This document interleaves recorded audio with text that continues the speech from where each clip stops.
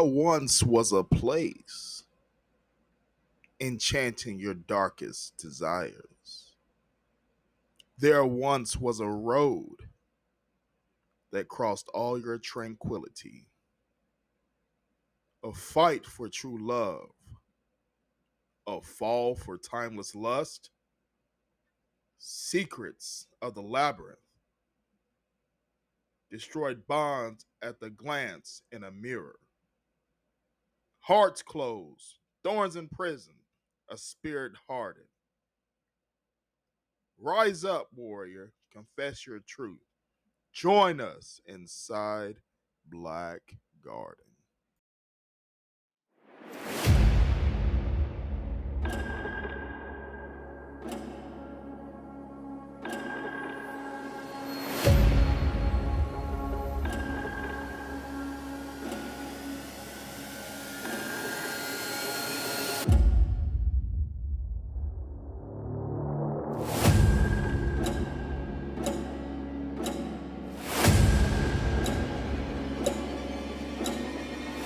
Good afternoon, and welcome to the Creative Dominion podcast with your host, Darklaw.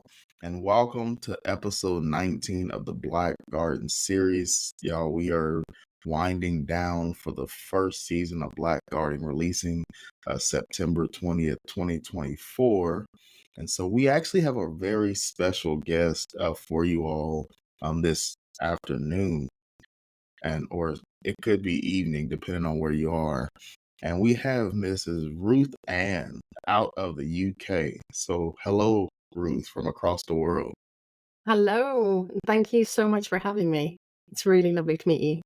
Awesome. And lovely to meet you too. And again, welcome to the Creative Dominion podcast and the Black Garden series. And so before we go inside the Black Garden, can you tell the audience who you are? So I am a clinical psychologist by background.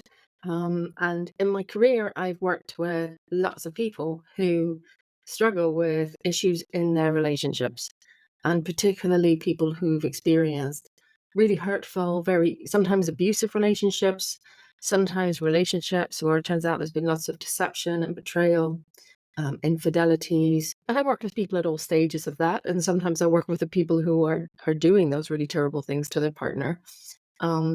And then I'll often work with them. And I think one of the most enjoyable aspects of working with someone is when they start dating again and they're ready to meet someone new and they want to not repeat the past and they want to do something different, which is probably one of the reasons you wanted to talk to me. So that's kind of what I do. So yeah.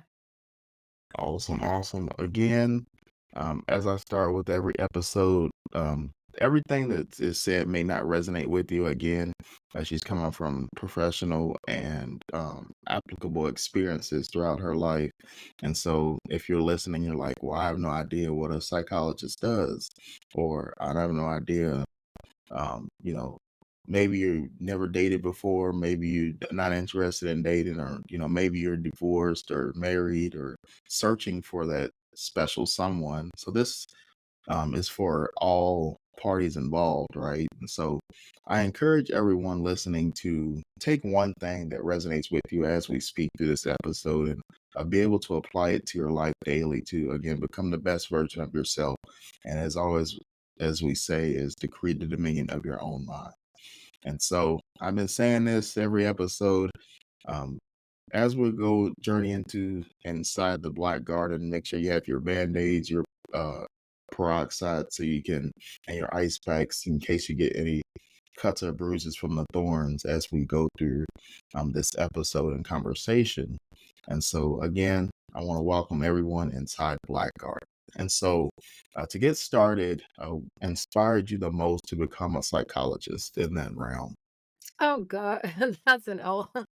I was just always interested in people, and I became a psychologist when I was very young. I went through university. I did well. I got good grades. And I was just interested in people. I wanted to work directly with people. And so I went down the road of training as a psychologist. And I loved it. But I suppose where I've kind of shifted, I used to work a lot with people with quite severe mental illness. And I still work with people who have mental illness.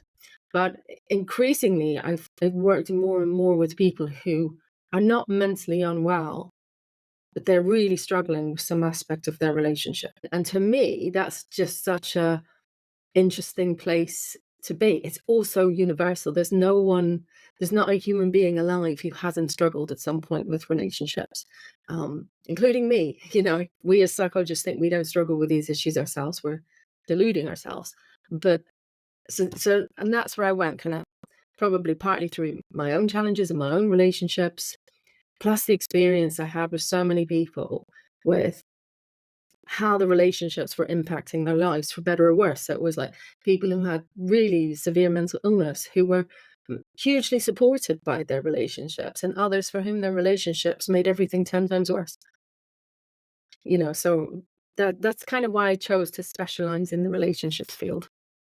Awesome, awesome. I love that you said that because a lot of times we think that, coaches, psychologists, therapists, etc., or doctors, lawyers, whoever, we always think that when you seek professional help, that that person's perfect and they have it all figured out. So I love that were appreciate your vulnerability and, stating that, you are still human and, you're still actively, working through life yourself, right? Because we're all human. And I hope that, comforted was brought some comfort to there might be someone uh listening in the audience that, maybe they wanted to seek a psychologist or maybe they wanted to seek professional help and they're kind of like nervous of what, a psychologist or a professional might think of them. And so I just want to let you know that if you're listening and hearing that, that, go ahead and get help. They're human too, and they're there to listen. And I love that you're applicable and practical within your practice because, again, you've gone through it, you're going through it with your clients, not just speaking from a sense of, I always call it the rah rah talk or like the cliche, Mhm. you go, champ, you get in the game, you got it. And so I do want to speak, first, I want to speak on what is the kind of commonality that you've seen within your career with like the dating issues? I know you cover a wide range of, infidelity and different things of that nature, but what have you seen that's like the most common misconception as you work with people? Oh, I mean, this is such a big question because there's like so many. Let me give you some examples and maybe you can give me some guidance as to what would be most useful for me to talk about for your audience. So, if you go on TikTok or indeed YouTube or Instagram, there's so much dating advice that is just, I don't know who these people are or where they met people. It's like game playing. And like often telling women, well, if the guy doesn't seem that interested in you, pull away, go quiet, stop texting him, and then he'll come back to you. And I'm like, really? You want that one, do you? The one who went silent for 2 weeks? That's the one you want? Um, so there's a lot of game playing and a lot of, I think as well, the other thing I often think about is so often people will focus on these are the qualities I want in a partner.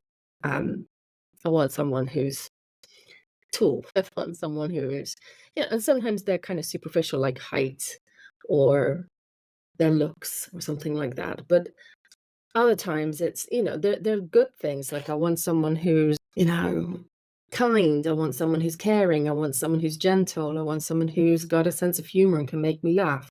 I want someone who's resilient. I want someone who maybe has some of the strengths that I'm weak in, someone who's a little complementary. I need a partner who's organized because I'm not.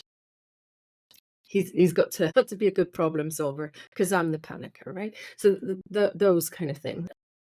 I think often what people don't think so much about is what their vulnerabilities and insecurities bring to their dating life and how they can actually attract or get them booked into relationships with the very people who are going to be the most triggering of those insecurities. And Awesome. I see that time and time again. I love that you said that. And so I want to start with that first one because, um, like I said, we won't go down too much of a rabbit hole inside the Black Garden, but I just love that you said that, like that false advice, like who are you? And you know, why would you, so like you said, somebody's gonna like just stop talking to me and I'm supposed to, get on a horse and carriage and chase him around the city, or, you know, a lot of times it's through social media. So I'm supposed to, be creepy and, find, what are you supposed to find out where they live and like knock on their door and like, why'd you stop texting me? Or,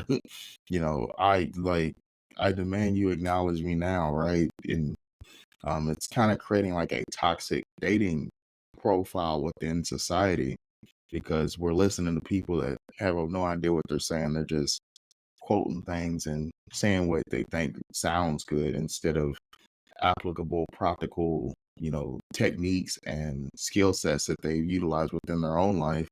And I love what you said when you said, who are these people? Because um, just in my professional background, I've always been told, listen to somebody that has fruit on the tree, right? If they haven't done what they're coaching you to do or saying that you should do, then why listen to them?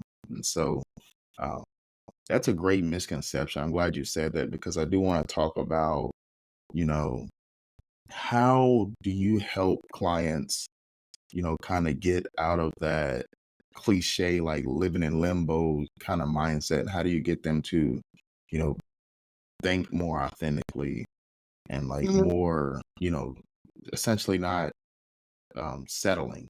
How do you help them like not settle for just, oh well, they So ghosted me? give me an example of settling. I would say like, so the best example for me is like maybe their parents want them to be in a relationship, or um maybe he, doesn't have a job, but that's you maybe they think that's the only man or woman they can get, so they just kind of, I don't really like some of the things he does, but instead of addressing it, I'll kind of just, I really want a relationship, so I'll just deal with it Right. because I can't find anybody else. Okay. So for that person, I'm kind of curious about what's beneath the I need to be in a relationship. And why would you choose this relationship with this person who doesn't seem like you like very much? Doesn't seem like you would really want to be in a relationship with them for whatever reason. Like they don't have a job, they're irresponsible. And you touched on one thing, maybe their parents are putting them under pressure. Is it a sense? So is that part of the story? And also, what does it mean to you not to be in a relationship? And what do you believe would happen if you were to not be with this person? Because when you have that person in your life, there is no room for someone else for most people, unless you want to have multiple relationships. We've agreed to that, or if you're prepared to have multiple relationships that other people don't haven't agreed to, there isn't space for someone else. And so my question would be, why are you choosing to stay with this person who's clearly not a good partner for you? And sometimes that's I don't deserve any better. I have such low self-esteem. I don't deserve better than this. So I will keep with this person in my life. Sometimes it's also you can get really deep with people with this, and it's very difficult. I often struggle when people say, "Well, what do you do with someone when they say this?" And I'm like, I don't really do off the peg answers. I have to go digging with that person. So might be someone says, I'm always. I mean, this is such a common story. I'm always with people who have problems with addiction, who don't have jobs, who are irresponsible, and you said, "Well, what's the what happens? What draws you in?" I said, "Well, I just try to be so helpful. I try to be kind. I hope I can help them. I see their potential." And it's like, okay, so the role that you're taking on is, I see your potential, and I'm going to be the person to rescue you or save you. Um, where did that come from? And it's sometimes there's an underlying belief or experience of I am accepted if I can be useful. So therefore I will make myself useful. I will find someone to whom I can be very useful because then they will need me and they'll depend on me. And then also I don't imagine that anyone else would ever be with me. I don't imagine that someone capable, someone who has a job, someone who's stable in their life would be interested in me because I don't think well enough of myself. So I'm going to continue with this really unsatisfying relationship. And the longer you stay in that relationship, the more it reinforces those ideas about yourself and the less opportunities you have to potentially meet someone different. So I'm really interested in those patterns. What are the underlying patterns that are keeping you in these kind of relationships? The other classic one is someone who's constantly dates someone who's unavailable. And this is where the standard internet dating advice really winds me up, because they'll say, well, I've been on some dates with this guy and now he's not texting as frequently or he's not replying to me. And, for some people at that point, they get a little desperate. They start texting more. They're like, what have you done? I really care about you. I thought we had something special. And the internet dating gurus will say, oh, no, no, no, don't do that. Just go silent. Let him know you're having a good time with your friends. And then he'll start to miss you. He'll start to realize that he could lose you and he'll get back in touch with you. And I'm like, do you really want a man who will only get in touch with you because he's fearful of losing you? Why not roll out the red carpet and welcome a controlling man into your life who's going to be neglectful of you until he thinks he's going to lose you, and then he's going to come back to control you? That really? That's where you want to go? So if people ask me about that guy, I'm like, don't give that guy second chances. He's doing that on date 2. Bye-bye. Bye-bye. I love you. Right. I love you said that because, again, it's the sense of, you know, we always say you should be dating someone that's adding value to your life, not, controlling you or taking away. And again, that's why I started the episode with, you know, become the best version of yourself. Because if you really look in the mirror and you're, on the journey to becoming your most authentic, best version, then you'll look in the mirror and realize, why should you have to chase someone to keep them around? It's just like, it's just like chasing, trying to chase a rabbit around the yard, right? You're never gonna catch him. Then when you finally catch him, you'll be too tired to, you know, play with the rabbit or even do anything, and you'll just let the rabbit go anyway. And so a lot of times, relationships are in that endless cycle of timeless unrest where by the time again, all that's wasted energy. And so by the time that person is, you think they're going to stay, then now you're ready to leave because, if you spent years, sometimes even years, trying to convince a man or a woman to, love you or, care for you the way that you think that they're supposed to. The problem is, though, it's like, do you have cats? I do not. I Love have cats, 2. but don't have any. I have 2. And if one of those cats gets a mouse, oh, is it so much fun to chase that mouse around. And the more active the mouse is, the more fun the game is. So they're chasing around this little mouse. The second that little mouse is dead, well, the mousey is no more. They'll pull it a few times and they'll walk away. That's not about relationship. That's a game, play. And when we treat dating like a game of cat and mouse, predator and prey, apart from that's a horrible way to treat other human beings, it's a game that's not gonna lead to a relationship. I love you said that. That's like that's a perfect analogy because I think that's like learned behavior within society, right? We're taught you have to, and I spoke on this many times, like that transactional mindset where, oh, if he gives me money, then I'll give him this, Again, it's like, the game of cat and mouse, shoots and ladders, Candyland, whatever you used to play, cards or poker, or I got to put a chip in to get, just to see if I can draw the card, right? You're playing a game, and it's, a game that you'll never win.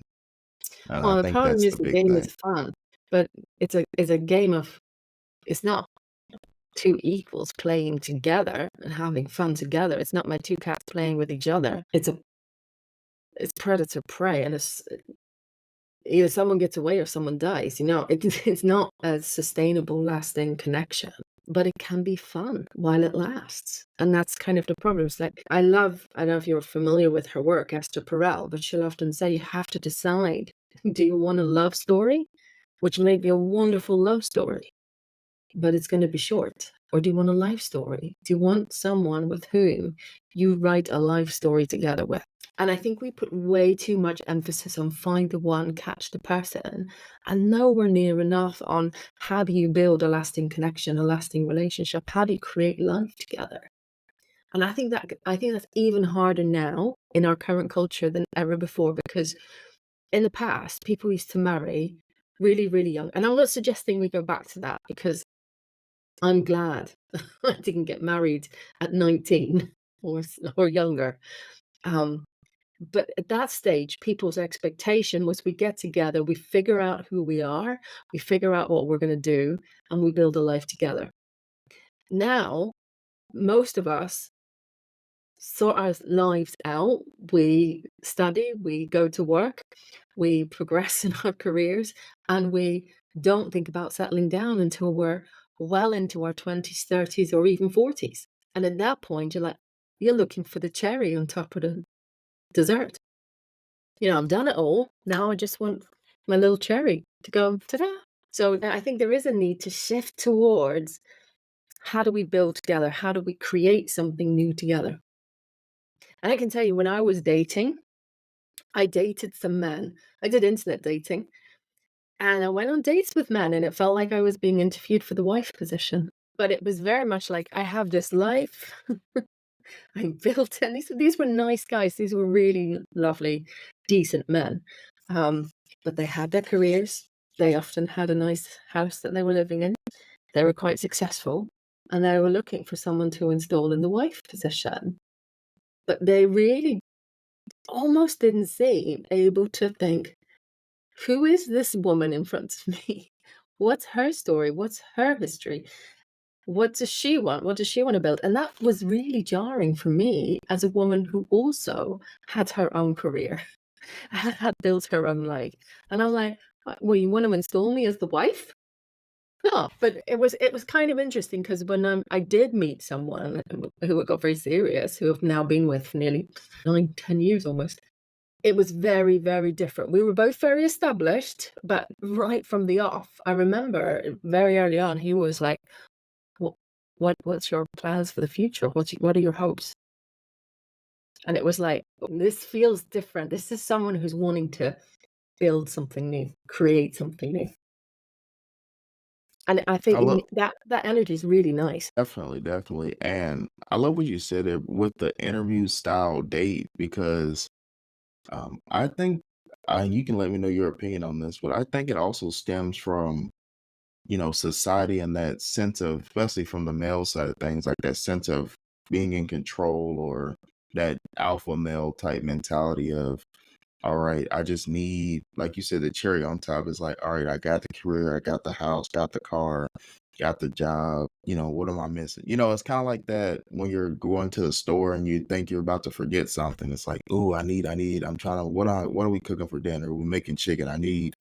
I'm out of butter. I'm out of milk. I got to go get the milk. So it's like, it's the same sense, you're running to you get your clothes on to go to the store, but in this sense, you're going on a date and it's like, you're sitting there eating dinner or, whatever, however you do your dates.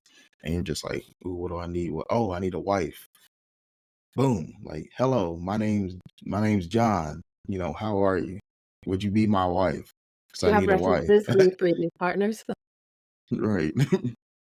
And so I love that you said that because I think it's also, I'll speak on this too from a male perspective, is I think it's also this sense of pressure on the male side just from society.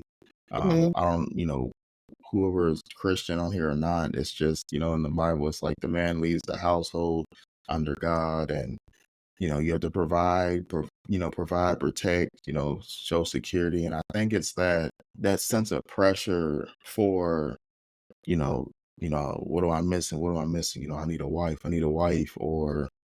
And like I said earlier, like even it could be from parents, it could be from, society, it could be from your friends, family, coworkers. Like, I'm looking around, everybody's married or everybody's got somebody, yes, I'm Yeah. successful, but it's There's a story underneath what you're saying, though, that is almost saying, I'm to be the leader of the household, I'm to be the provider, and I have to earn that position. So I've done the work. I've become a good man. I've got a good job. I can provide.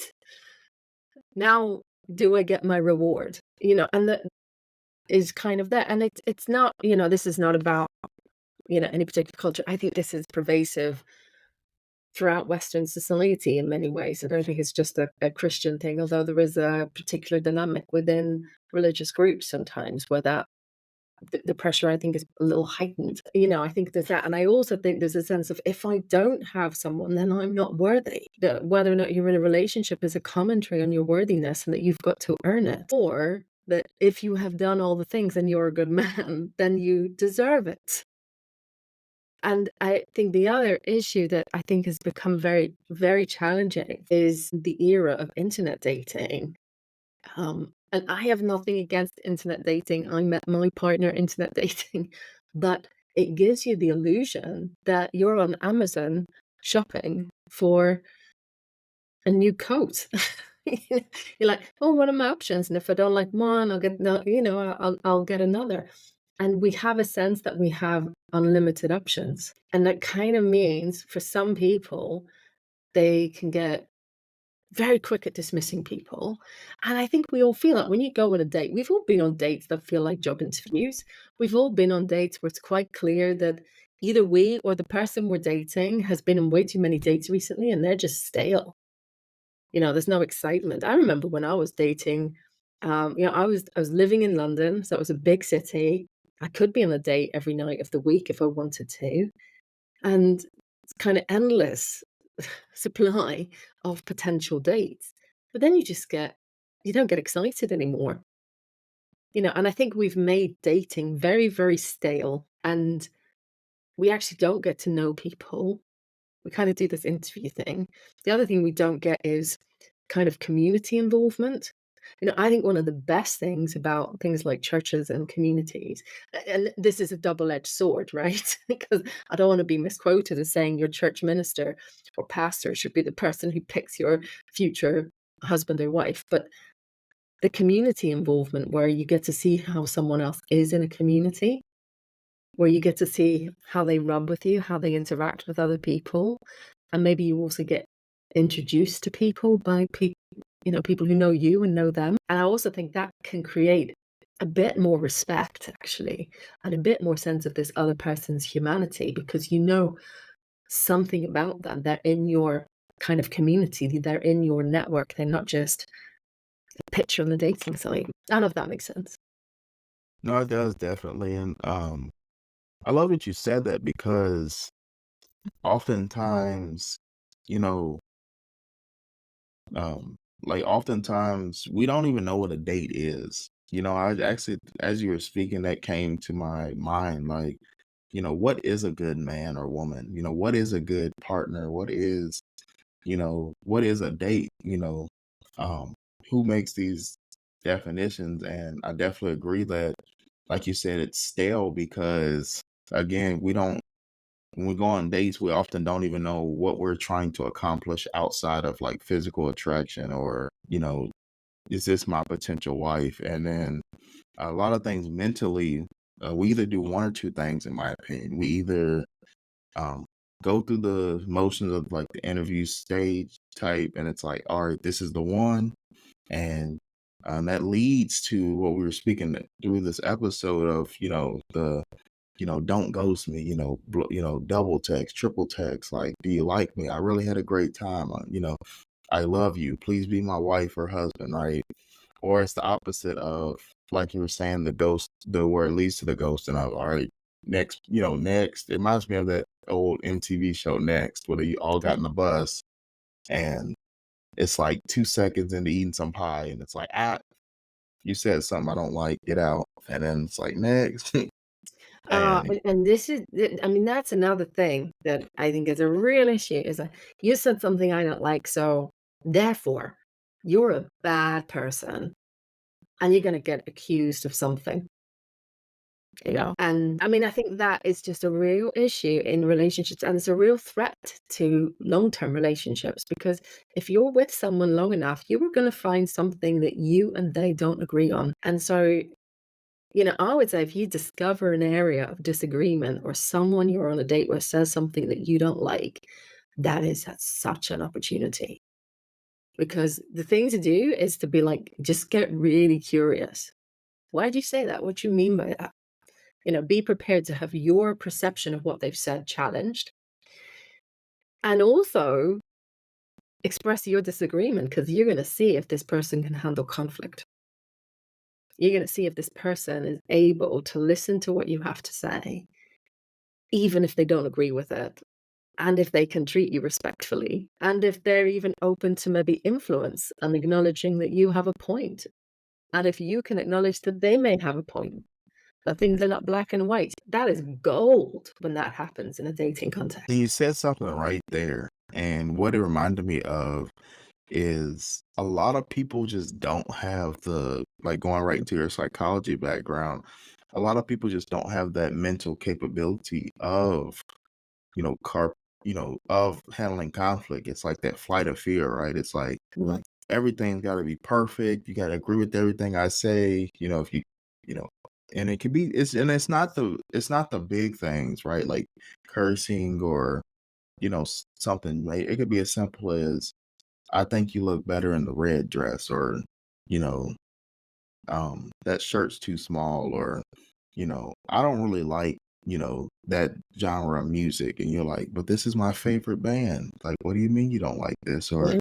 I don't think we should go to, the Chinese restaurant tonight. I think we should get barbecue. It's like, but I love China. It's like little things like that, at the beginning of the dating phase that, you know, can set people off. It's like, or it's like you're watching a TV show and it's like, I don't want to watch this. I want to watch something else. And you're like, well, I want you to watch it with me. And you're like, I don't want to. And then it becomes that whole big like debate of, well, I can't believe you're mean. Like, you're mean because, Yeah, you but don't you like know my what? stuff. Take the TV thing, right? One person there, and this is, look, it's going to be different for different people, but you're not really fighting about what television program to watch. One person there is saying, you don't care about me and the things that I care about, and I'm going to be on my own watching this television because the things that are important to me do not matter to you, and you're not even prepared to watch the TV with me. The other person could well be thinking, why should I do what he wants me to do? Is he going to control me and force me to watch things on TV that I don't like, even though he doesn't like, even though I don't like them? Sorry, is he going to force me to watch things that I don't like just because he likes them? Do my needs and my interests and my likes and dislikes not matter at all? Bingo. And then like I said, then it snowballs into, you know, the arguments, and then it's like, all right, I'm done. And in your opinion, how do you feel about, like, as a society, just more emotional intelligence? And what I mean by that is, how can we, in your opinion, as we work with clients, how can we, you know, gain that sense of, emotional intelligence and resiliency to, the opinions of others, or to those disagreements and conflict? Because I just feel like dating on both, and it's not just men or women, it's like both sides, but it's like we just, again, like what we've been saying, like dating's a game and it's stale, and it's like we just, one Yeah. wrong thing happens and it's like, well, I'm out. Look, look, there are incompatible values, right? If if you really want to have children and the person you're in the early stages of a relationship really doesn't want to have children, ain't gonna happen. That's a time to walk. If your faith is really, really important to you, dating someone for whom faith is not important, probably not gonna happen, right? There's a range. But so I'm not saying, anyone can be in a relationship with anyone, but I do think just as a whole, we're getting more and more polarized. Society as a whole just is, from politics to everywhere you look, it's very black and white. And I think one of the things that would be so good for us is actually to be around people who are a little bit different from us. And I don't mean different as in, spending more time with the opposite sex or spending more time with people from different cultures. I mean, spending time with people who have different opinions than us. and to actually be able to see that our perspective may have some blind spots and some weak spots, and that another position may have some merit, I think would do all of us the world of good. And I think it would also really help conflict in relationship, that you don't have to convince each other to agree with each other to actually love and like each other. And I for me, it's an interesting point for me, because I grew up in Northern Ireland. I don't know how much you're aware of our history, but I grew up in Northern Ireland at a time when there was violence in our society. There was terrorism all the time, people being killed all the time. And my family, in the late 90s, there was a peace deal was struck. And the people in my country had to vote for or against it. And my family were divided. Some of us wanted to vote yes. Most of us wanted to vote no. And I was on team yes, by the way, the minority. And let me tell you, we fought. Like, we argued. We fought and we argued, but at no point ever in those arguments did I think, we as a family will not be speaking next week. Or we as a family will, whatever way this vote goes, that we as a family are going to fall out or stop speaking to each other. It's like the bonds we have are strong enough to withstand some pretty hefty conflict. I think we need much more of that. Definitely well put, because again, right into what I was saying is like a lot of people aren't willing to strengthen bonds. We kind of just, like you said earlier, want that cherry on top of, hey, I just need you to kind of like the old term, like just shut up, right? Just shut up and be my wife. Like, let's just get married. You just Yeah, listen that's to full me. control. Right.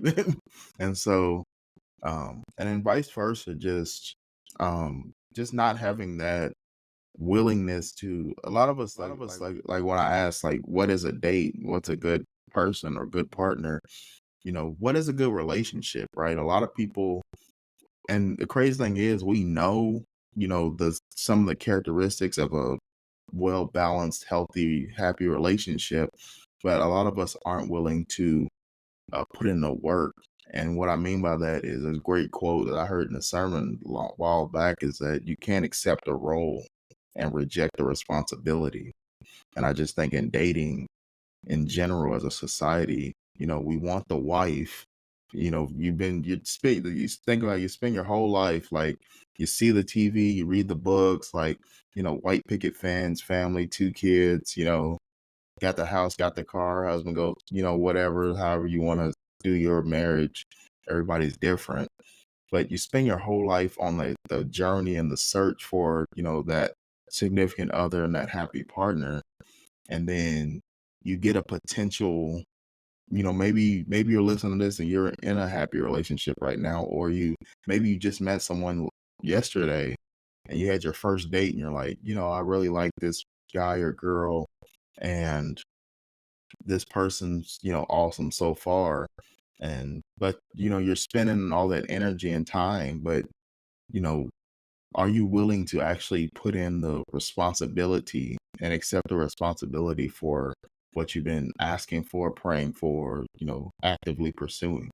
And just a lot of times it's just same thing with like a house, right? Everybody right now is like, as the interest rate, they're gonna drop with a new president or whatever, the new year, it's like, oh, everybody wants to buy a house, but are you willing to accept the responsibility of, the mortgage, the repairs, the, you know, maintaining a household, the mold, the attic, the basement, the trim, the yard, there's a lot of, it's not to discourage people from buying a house. It's just that, you know, for that example, you just have to, again, you can't accept a role and say you want something and then not accept everything that comes along with it.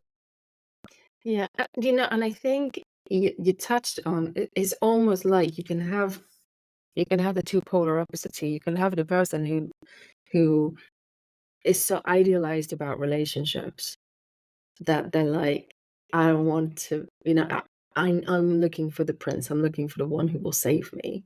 And they're so fussy. And then when they meet a conflict or there's a challenge in the relationship, something's wrong.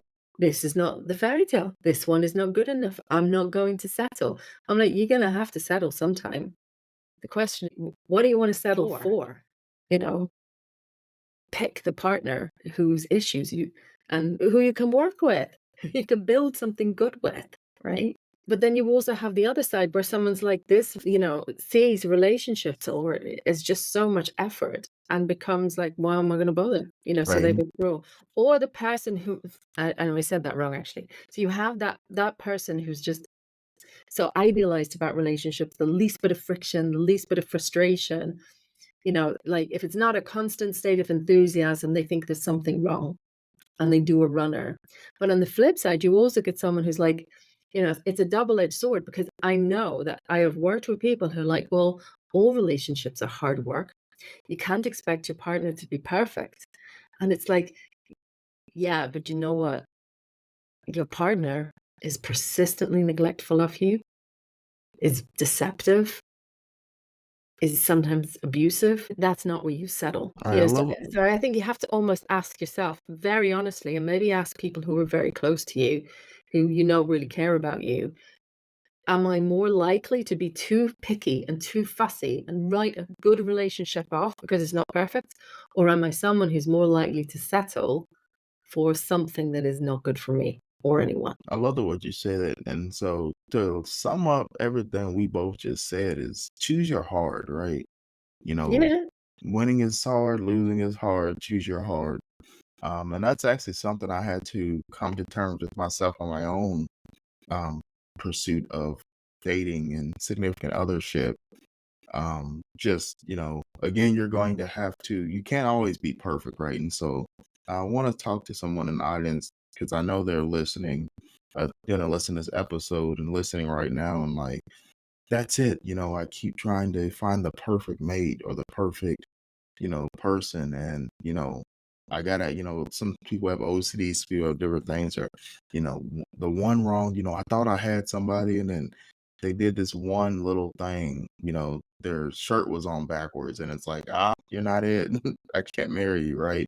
And, that sounds silly when you say it out loud, but, a lot of times that's, you know, not in the exact example, but that's kind of what we think when we see like mistakes and, as we're going through our dating journeys is, like Ruth said, is you have to be able to compartmentalize, you know, your hard. And what I mean by that is obviously if they're abusive, neglectful, infidelity, all that stuff is like you have to have your no-goes, you have to have your standards and your values.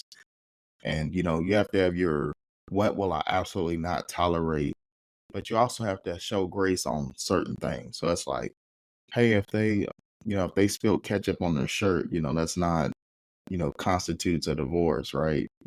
But if they're, you know, infidelity, actively abusing you, then that's definitely key to leave the relationship immediately. And so you just have to, know your boundaries, know again, that goes back to what we always say in the Black Garden is, learn yourself, become what we said at the beginning, become the best version of yourself so that you can know these things about yourself. And then you can notice those red flags early. Like, I don't, and that goes right to your affirmations, right? Like, I definitely don't want a man that puts his hands on me. So, or I don't want a man that belittles me, or I don't want, a partner that you know, is infidelity or, talks to other women or in a, flirtatious and negative, way that disrespects me. And so you have to, know those things. And with the first sign of that, you address like, hey, I don't do this. That's one of my no-nos. And you have to decide, at that point, if it's a relationship worth keeping. And so the point I want to make is you choose you decide you are your own person and you get to decide who you allow in your life. And so don't, don't settle in the sense of don't neglect your absolute no-goes to just to say you're in a relationship. But, you don't have to have something massive to decide to leave. Would also, nobody goes into a relationship thinking it's okay if they cheat on me, right? But sometimes there is a slow erosion over time. And I think early on, seeing how people deal with conflict, with disagreements, with saying no, with difference of perspective, different feelings about things, I think can be very, very telling. Definitely. And you also have And to, again, like she said, are you actually paying attention, right? Like you said earlier with your dating experiences with, kind of you can tell when somebody's been on multiple dates. You also can tell when someone's tried too many different relationships, right? And you're just kind of like, are you actually paying attention to what they're doing early on? Or are you just like, yep, it's my wife, or yep, I'm gonna marry, or I'm gonna be with this person. Yep. And then that's how you kind of get to the infidelity is, wow, I've been with this person 5 years and they've been trying to cheat on me all 5 years, or been doing this all 5 years, but I'm just now noticing because I haven't even been paying attention. I just thought that, again, I wanted a relationship and I wanted something to work. And again, from like what we said at the beginning of the episode, those different underlying childhood traumas or different fear of rejection and different ailments within our mental blocks and traumas, that can also lead to that.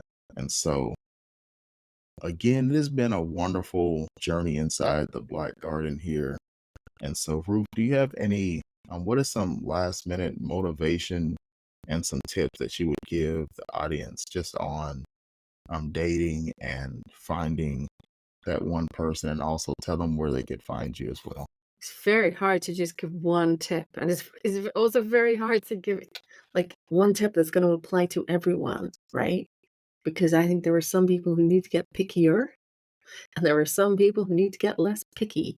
I will tell you one thing, my favorite thing on a date is to get away from the interview. So I am a big fan of dates where you go and do something together. Even if it's something simple, like we just go for a walk together, where you're side by side, because I think you get much more natural interaction with someone rather than when you're like interviewing them. So you get to see something more about them. You get to see how they move. And also, I love very much encouraging people to introduce, if you're dating people who your friends and people around you, your community don't know at all, introduce them early because you want to see how they gel with your community. And also go meet them, meet their people. Because if you want to know something, if you want to know about someone, go look at the friends. You find out a lot about someone based on who their friends are. Awesome. And again, they always say you're the average of the five people you hang around the most. So Absolutely. definitely. So Yeah. before I let Ruth tell everyone where they can find them, just know if the five people around them suck, then they suck. So you should leave. And that's the advice I have. And so you can go ahead, Ruth, and tell the audience where they could find you and You your can find coaching. me, yeah, probably the best place to find me is YouTube. My handle is Dr. Ruth Ann Harpur. Harper spelled Harpur. Um, you can find me on YouTube. I also have a website, which is ruthanharpur.co.uk. Awesome, awesome. And so again, as I always encourage, I hope you took one thing, at least one thing. There was multiple things, but take at least one thing that resonates with you from today's episode. And again, apply it daily to your life to become the best version of yourself and to create a dominion of your own mind. Again, get away from the interview style type dates. Go do a escape room. Go to an art museum. Go to the library and pick out books. See what kind of genre of book the other person likes, just to you know see how that person thinks. How they operate daily. Um, Again, like we've said, introduce them to that community. If you're in church, take them to church one time. If your family likes to go bowling, take them like, hey, we're gonna go bowling with the family today. We're all my cousins or whoever, aunts and uncles, we're all gonna go to a bowling alley and bowl or play darts or laser tag or just do different, go on walks, get in touch with nature too, see how that person acts in their own natural, realm and how they interact with people. Go somewhere with maybe not too many people, but go somewhere with a decent amount of people to see, how do they interact with the waiter, or um how do they treat others as they're with you? How do they treat you around others? And so it's been a wonderful journey inside the Black Garden for episode 19. Again, we're winding down, y'all, getting ready to drop season 1. It's been a pleasure having Ruth Ann um, inside the Black Garden and the Creative Dominion platform. And so, again, as always, tune in September 20th, 2024, as the whole season 1 will drop then. And so until next time, this has been Dark Law and Ruth Ann from the UK. Hello again from the other side of the world.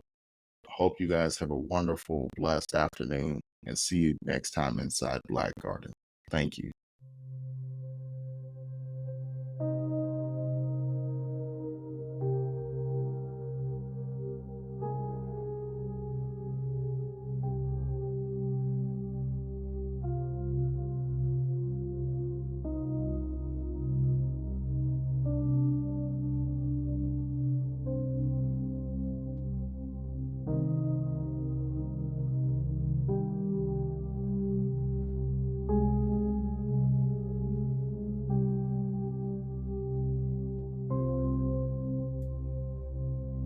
Thank you for tuning in to another episode of the Creative Dominion podcast with your host, Dark Law.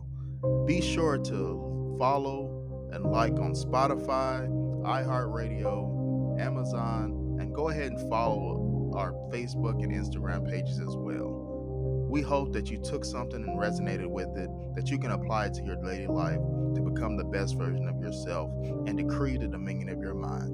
Remember, decree and declare and take back your rightful throne and your rightful place into the best version of yourself. Thank you.